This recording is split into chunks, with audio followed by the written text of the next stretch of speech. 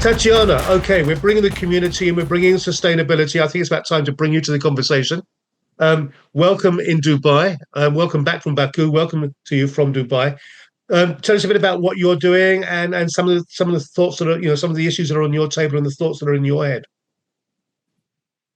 Thank you, David, and apologies to everyone for the bad sound as being at the Global Food Security Summit today in Abu Dhabi. I'm the founder at Gumbuk, and we are a social enterprise. We focus on advancing sustainability in the UAE. Our mission focuses on climate resilience through community engagement. So really the previous talk really resonates with us. Policy advocacy, of course, and specifically, I would say nature-based solutions for us are also a very big focus. Many people don't really see the Middle East as a nature-based solution place for kind of opportunities, but there are many. One of them, for example, are mangroves. We have many mangroves in the UAE and in Saudi, and we are really at a policy level, at government level. The Ministry of Climate Change and Environment are looking at these nature-based solutions really closely. They are part of a national pledge, actually, to plant 100 million of them. And we're talking definitely about coastal resilience linked to urban resilience. The type of climate that we face in the UAE and in the GCC is very high temperatures. In the summer, we go way above 50 degrees. In the month of July and August, but we're also looking at extreme weather situations such as floods. The ones we've experienced back in April 2024 were dramatic, never happened before.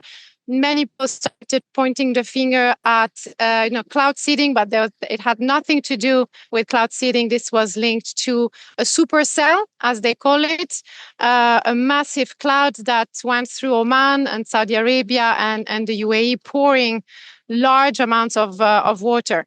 So we have definitely here a challenge within the infrastructure. There is a huge focus, of course, on the energy mix, pushing renewables. So we are looking at 75% renewable energy in the energy mix by 2040. We are also looking at the infrastructure and also using AI to predict floods. We're also looking at a heat alert system as well, specifically in the city of Abu Dhabi, to have the population. But I think from our own experience, there's a huge gap with behavior change. And as you were saying earlier, the government can definitely push for new technologies, for implementing new solutions and products in the built environment. But at the end, it's also down to the population and the way they use their homes, they use energy, they use water. And here, water is linked, unfortunately, to desalination and high levels of carbon emissions. And the whole water infrastructure also has a heavy weight on the urban and the built environment. So I would say in the region, we need to adapt very, very quickly. From a Gumbuk point of view, we really work hard on the education part. So we are working, for example, with the Ministry of Education on a greening education curriculum. It was launched at COP28 last year in Dubai, where we are working with the schools. I feel there's a huge gap when you talk to youth. It happens sometimes that I give lectures in universities, and when you start talking about nature and sustainability, and you're talking to business and entrepreneurship students, they are not interested. And this is what is scary, because I feel when the more you go into COPs and big summits and big events, it's kind of, we're all the same bunch, same community. We talk to each other. We know the reality. We know the crisis we're facing. But when you go down back to the community, this crisis is not felt. there's not enough awareness around it. There's no urgency. And this is what worries me. And it's business as usual. And when you talk to these young students between, 27 years old, all the way up to 35, 40 years old, they don't see this as a priority. They don't feel they have to think about the impact their business might have on nature, on the planet. The way we expand our businesses, our cities, and we develop them. There is a big lack of understanding.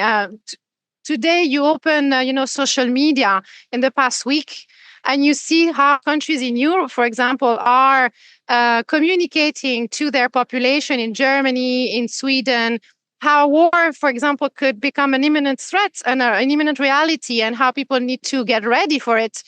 We don't have that talking about climate and how we need to start changing the way we live every day. Nobody's telling us this as a matter of urgency. And this is what worries me. This is what we're trying to work hard on with as well, not only the educational system, but also the private sector, to see how the private sector can help mobilize their employees, their communities, and talk more about how we can change the way we consume and we live our cities.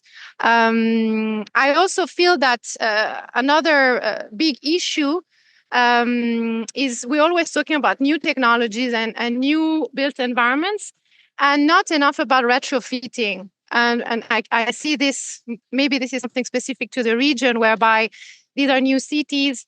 The oldest building might be maybe 50 years old or 70 years old. There's a tendency to break it down when it's not performant anymore, and to build something new. We're not looking at retrofitting building, at trying to reduce our impact, and with a different aspect, more of conserving resources as well. And we're looking too much at new technologies, and it's also not cost effective. In a nutshell. In a nutshell, in a coconut shell. Okay. Yes. No, I could go on, and the reason I really stress the fact that today I'm here at the Gulf, the Global Food Security Summit, is because, of course, everything is linked, right? And when you think about food, it's very close to urban development, and we also need to start looking at how food can be part of the urban development. We actually have one of our sessions is on food security, keeping our cities fed. I'm incredibly critical now. You mentioned the fact that sort of European countries are talking about war and the imminence of war. The difference between war and climate change is war is really, really good for the economy, as long as it's not being fought on your country.